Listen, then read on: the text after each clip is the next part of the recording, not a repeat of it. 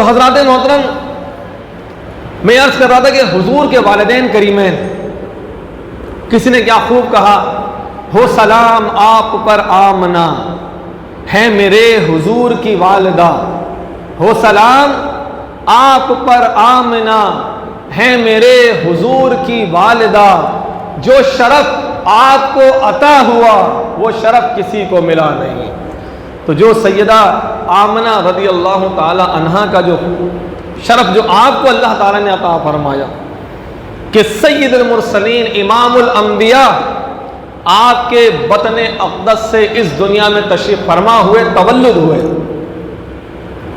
حضرات محترم، حضور کے والدین کے بارے میں اگر کوئی نازیبہ کلمات کہے تو اس سے براہ راست حضور کو تکلیف پہنچتی ہے۔ قرآن پاک میں آتا ہے ان الذین یؤذون رسول اللہ، بے شک وہ لوگ کہ جو رسول اللہ کو ایذا دیتے ہیں، فرمایا ان کے لیے دردناک عذاب ہے۔ حضرات محترم، سید اعلیٰ حضرت امام اہل سنت کا میں نے اس لیے شکر میں ذکر کیا، ایک تو آپ کا مہینہ مبارک چل رہا ہے، دوسری بات یہ کہ یہ جو ایک خاص حساس ٹاپک ہے نا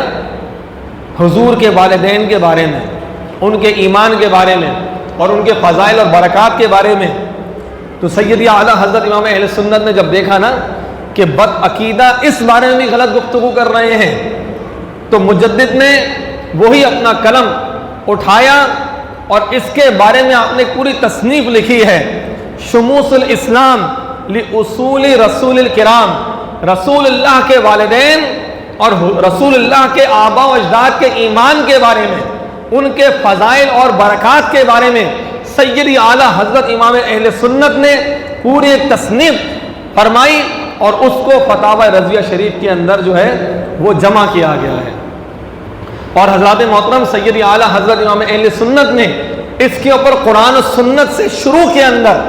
10 دلائل دیے ہیں، 10 دلائل، اور فرماتے ہیں کہ یہ 10 دلائل دے کے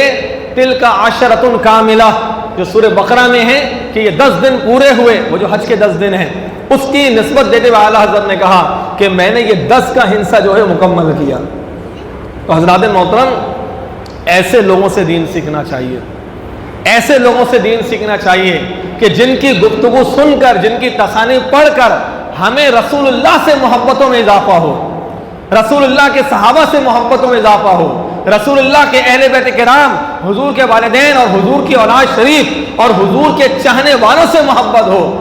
ایسے لوگوں کی گفتگو نہیں سننا چاہیے کہ جن کی گفتگو سن کے ہمارے دل تنگ ہوتے ہیں۔ نعوذ باللہ، حضور کے والدین کے بارے میں بھی اگر اعتراض شروع کر دیا جائے تو پھر بچتا کیا ہے؟ اور آپ اپنے دل سے پوچھئے کہ جب ہم حضور کے والدین کا ذکر کریں گے، ذکر خیر کریں گے، تو کیا مکین گنبد خضرا صلی اللہ علیہ وسلم اس سے خوش نہیں ہوں گے کہ ہم ان کے والدین کا ذکر کر رہے ہیں؟ حضور نے خود اپنے والدین کا ذکر کیا ہے، اور کس کس طریقے سے کیا ہے میں ابھی آپ کو بیان کرتا ہوں۔ پہلے کچھ اس میں علمی دلائل ہیں وہ آپ کی گوش گزار کر دوں، اور پھر انشاءاللہ تعالیٰ وہ محبت کی گفتگو بھی آپ کے سامنے عرض گزار کروں گا۔ اب حضرات محترم، جہاں تک کہ دلائل کی بات ہو، سیدی اعلیٰ حضرت امام اہل سنت نے حضور کے والدین کے ایمان کے اوپر جو پہلی دلیل دی ہے، کیونکہ دیکھیں یہ وہ نفوس قدسیاں ہیں کہ جو حضور کے اس دنیا میں آنے کے ظاہری سبب بنے، حضور کے والدین کریمین حضرت عبداللہ اور حضرت سیدتنا آمنہ رضی اللہ تعالی عنہ۔ حضرات محترم، اللہ تعالیٰ قرآن میں فرماتا ہے، سیدی اعلیٰ حضرت امام اہل سنت نے پہلی دلیل دی ہے، اللہ قرآن میں کہتا ہے وَلَعَبْدٌ مُؤْمِنٌ خَيْرٌ مِّن مُشْرِكٍ، ایک مسلمان اگرچہ غلام ہی کیوں نہ ہو اور سامنے مشرک ہو، وہ غلام نہ ہو، تو پھر بھی مسلمان غلام اگر کسی کا ہو، جیسے سلمان فارسی تھے، بلال حبشی تھے، پہلے غلامی کی زندگی تھی نا، لیکن باوجود اس کے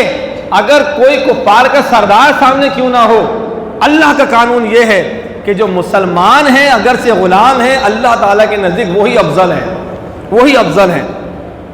پھر حضرات محترم، اب اس آیت کو ذہن میں رکھیں اور رسول اللہ کی حدیث سنیں۔ حضور فرماتے ہیں بعثت من خیر قرون بنی آدم قرنا فقرنا۔ اب قرآن پاک کی آیت کہتی ہے کہ مسلمان ہی بہتر گروہ ہے، اور رسول اللہ فرماتے ہیں میں جب بھی اس زمین کے اندر مبعوث کیا گیا، حضور فرماتے ہیں ہمیشہ بہترین لوگوں کے اندر مجھے مبعوث کیا گیا۔ قرآن کہتا ہے کہ مسلمان ہیں وہی بہتر ہیں۔ رسول اللہ جب مبعوث ہوئے، جب اس دنیا میں آپ کی بعثت ہوئی، آپ تشریف فرما ہوئے، تو اپنے والدین کے ذریعے اس دنیا میں تشریف لے کر آئے نا۔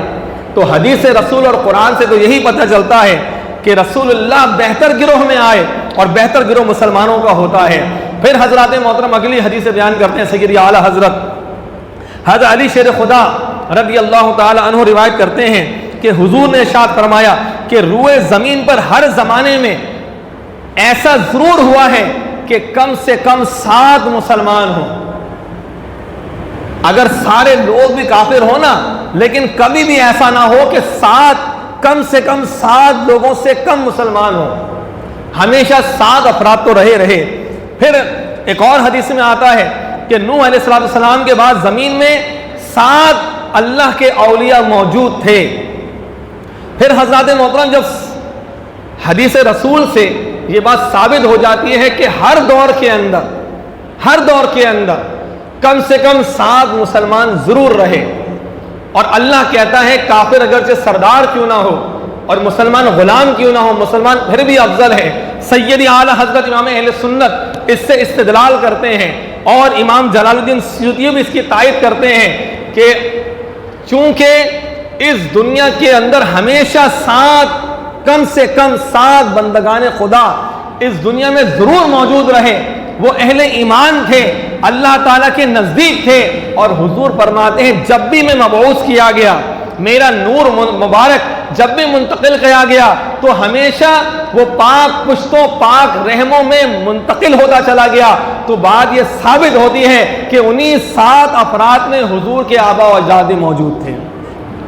جن کی نسل سے حضور رحمت کونین صلی اللہ علیہ وآلہ وسلم جو ہیں وہ تشریف فرما ہوئے۔ حضرات محترم، حضور اقدس صلی اللہ علیہ وسلم کے والد ماجد کا نام ہے عبداللہ، والدہ کا نام ہے حضرت آمنہ۔ حضور کے والد صاحب اور آپ کے دادا جان کا نام ہے حضرت عبد المطلب، اور دادی جان کا نام ہے فاطمہ۔ حضور کی والدہ کا نام آمنہ، نانا کا نام وہب، نانی کا نام برہ۔ ان ناموں میں بڑی ایمان افروز گفتگو ہے جو سیدی اعلیٰ حضرت نے کی ہے، اور میں آخر میں آپ کے سامنے کرتا ہوں۔ دوسری دلیل پر آئیے، ایک بات آپ کے سمجھ میں آ گئی قرآن و سنت سے، اب دوسری دلیل سنیے۔ اللہ تعالیٰ قرآن میں کہتا ہے انما المشرکون نجس، یہ جو مشرک لوگ ہوتے ہیں نا، مشرک لوگ، اللہ کہتا ہے یہ نجس ہیں، ناپاک ہیں، غلیظ ہیں، پلید ہیں۔ اور پھر رسول اللہ کیا کہتے ہیں؟ رسول اللہ یہ فرماتے ہیں کہ ہمیشہ اللہ تعالیٰ مجھے پاک پشتوں میں اور پاک رحموں میں منتقل کرتا ہوا آیا، یہاں تک کہ میں اپنے والدین کے گھر تشریف فرما ہوا۔ اب قرآن تو کہتا ہے کہ مشرک نجس ہوتے ہیں، حدیث صحیح کہتی ہے، حضور فرماتے ہیں کہ ہمیشہ اللہ تعالیٰ نے مجھے پاک پشتوں اور پاک رحموں میں رکھا۔ تو اس بات سے بات ثابت ہوتی ہے کہ حضور کے والدین بزبان مصطفیٰ صلی اللہ علیہ وسلم جب حضور کہہ رہے ہیں کہ میں ہمیشہ پاک پشتوں میں پاک رحموں میں منتقل ہوتا آیا، اور قرآن کہہ رہے ہیں مشرک نجس ہیں، اس کا مطلب یہی ہوا کہ حضور کے تمام آبا و اجداد جو ہیں وہ مومن تھے، موحد تھے، اللہ کی وحدانیت پر ایمان لانے والے تھے، ان میں کوئی کافر نہیں تھا۔